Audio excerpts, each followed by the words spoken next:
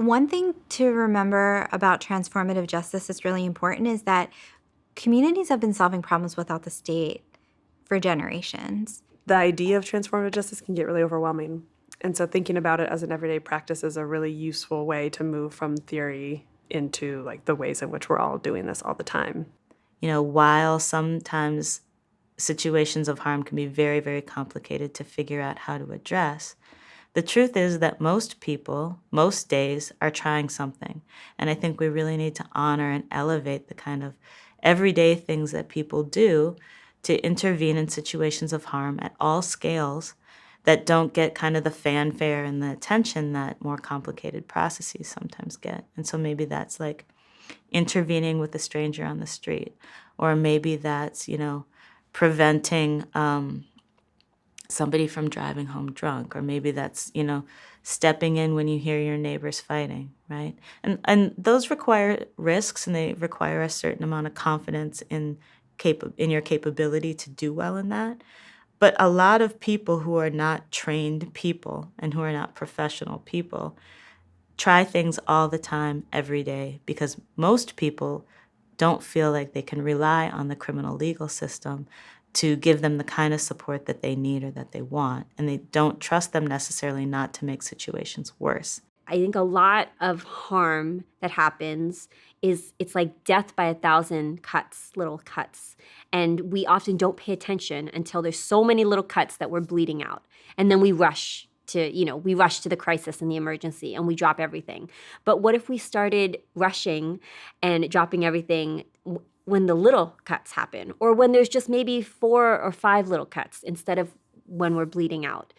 I think about that when I think about responding to violence and harm without creating more violence and harm, because I think a lot of that to me speaks to how do we operate in a more long-term understanding of violence, a more generational understanding of violence, so that that we move past just the immediacy of a feeling of revenge, or that we need to get back at somebody, for example, or a feeling of hopelessness, to actually say, this is an opportunity that I can respond to this. I can either respond to it with more violence and harm, right, and escalate it, or I can take this opportunity to figure out, how do I de-escalate this, and what would that look like? The everyday building blocks of transformative justice are things like, how do I give a good apology?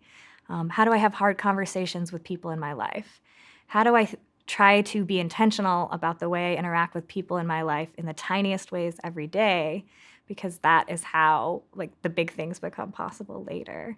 And so really focusing on our small moments, our 1,000 tiny moments all the time, I think is so foundational.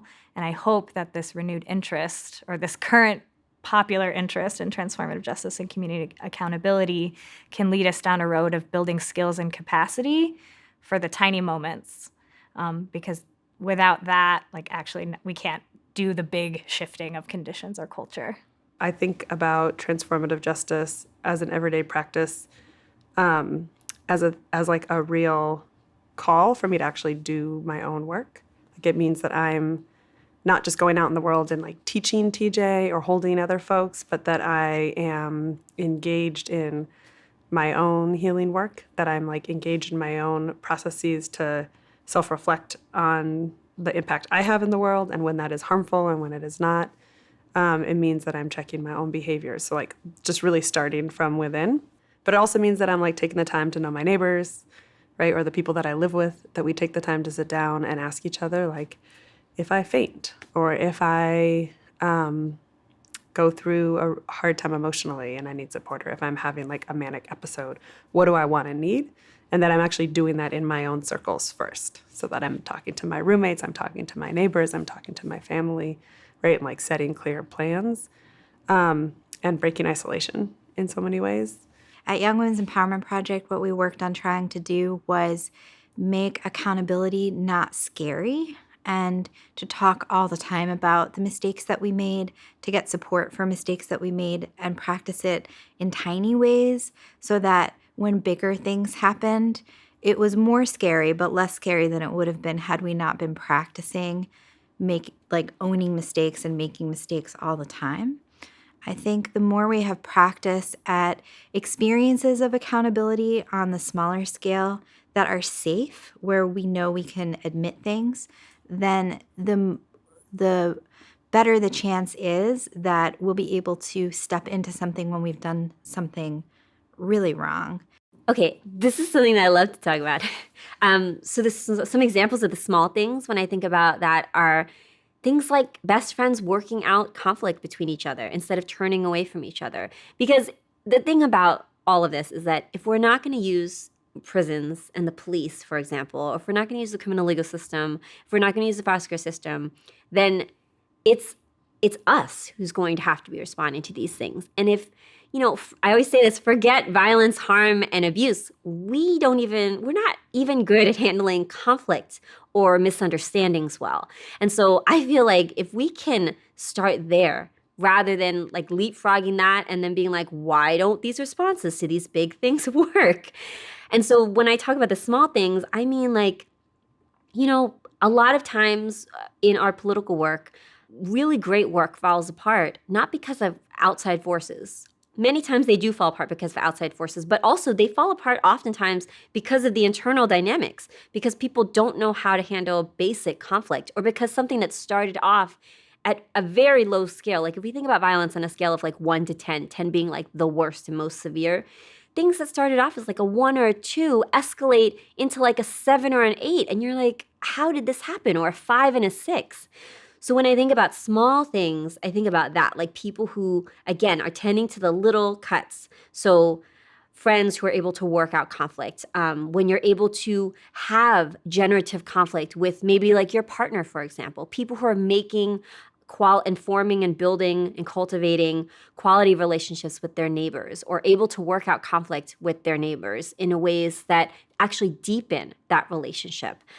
All of those types of little things to me. People who are investing with each other and in their skill sets and building their capacities. To me, these are all part of the things that not only are small, they may not even be harm yet, but they're small forms of maybe conflict maybe.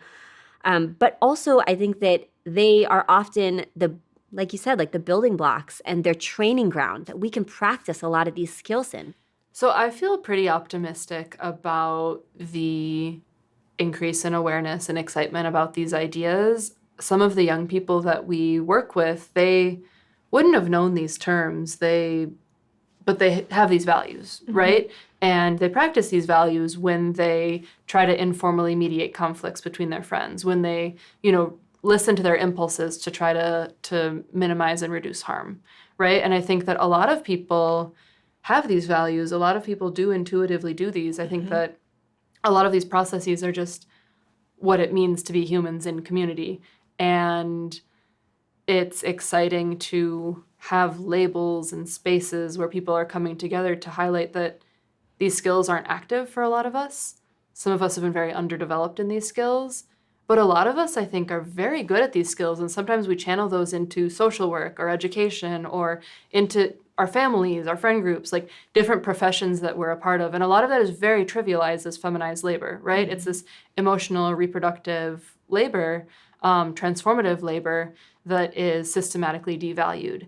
And I think that having a space to really value, like, whoa, that's what it would take to work against this giant harm of incarceration that is out of control in the United States. That is what it would take to break these cycles of violence and harm that happen in so many of our families and communities. I think that's a really big thing, is that there's a lot of disrespect around doing conflict work, doing emotional labor for people.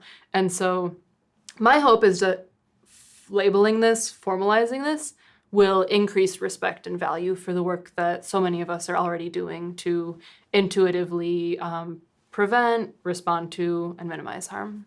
If we can all come together on the same page to really build a world and a culture that's about community solutions to dealing with harm when it happens and not using the state, that's an incredible thing. If we really want to create a culture where saying like, hey, do you think you need to be responsible or accountable to that is the same thing as saying like, hey, did you put your seatbelt on, right? Then, we really have to be really good at not letting kind of capitalist modernity make us be tight with our own stuff, with our own material, with our own tools that we've created, and just give it away.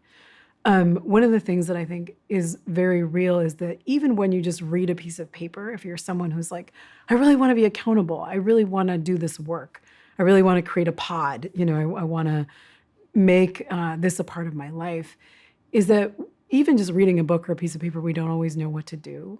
So I think the more that we're talking about it and the more that we're doing like trainings or just conversations or workshops around how to listen well, how to be accountable, how to like work on yourself, how to be self-reflective, what is shame, what do you do when you feel shame? That are really simple ways that people can understand, oh, when I feel shame, this is what happens to me.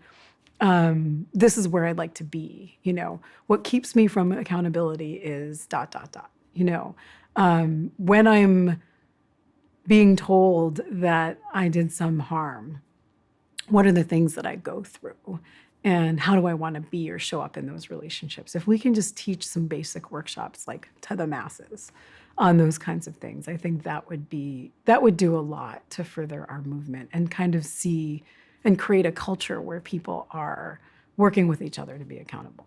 It might mean that we actually sit down and like have the hard, vulnerable conversations with our friends about like, here is what it looks like for me when I'm going down a bad path, like when I'm starting to spiral, whether that's like a shame spiral or mental health support that I might need, or it means that we're telling, like we're aware when our loved ones have like seasonal depression even, right? And that we're tracking what that person needs in those times. It might mean that if I notice that one of my friends doesn't go out when they're having a hard time, like I actually don't hear from them because they're like kind of holed up in their house, that I'm checking on them if that's what they need. Or if I have another friend that goes out Friday, Saturday, Sunday, Monday, Tuesday when they're having a hard time, that I'm tracking that and I'm supporting them when that's what they need. And it means like, yeah, if someone's going through a hard time, that I'm like showing up in whatever way that person has self-identified that they need. So it might be like not talking about it at all, but I'm coming to do the dishes and I'm driving your kids to school. Or that we're like really sitting and we're processing that. And in my, like situations that I can think about, it's meant like having people come sleep on my couch when they're escaping domestic violence. Like I've gotten calls from friends that are not even people I know directly, but like I know someone, I live in like the South End in Seattle. Like I know someone in the North End who is literally out on the street right now, like just left their house. They've got their suitcase. They don't have anywhere to go. And like, here's their cell phone number. I'm like, great, I'll call them. I'll have them come sleep over tonight. And then the next day I'm going to sit with them and like map out a plan. Like, where do you plan to go? Who can you stay with? What can you do? Right. So it's like how we show up in those moments when that person would otherwise be either on the street or like in a shelter where there's a bunch of cops.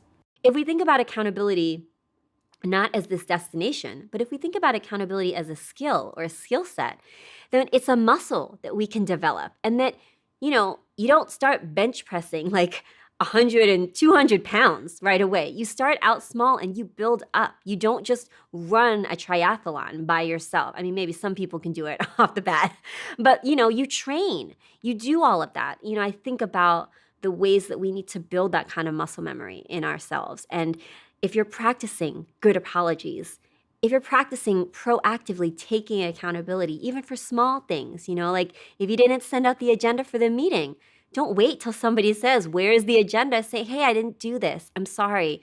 I missed the deadline. Here it is now, or here's when I will send it out. These are small ways that we can begin to build our skill sets up. And also, to me, these are small ways that we can begin to address low levels of the things that allow for conflict to happen in our lives, and that I believe can prevent a lot of conflict.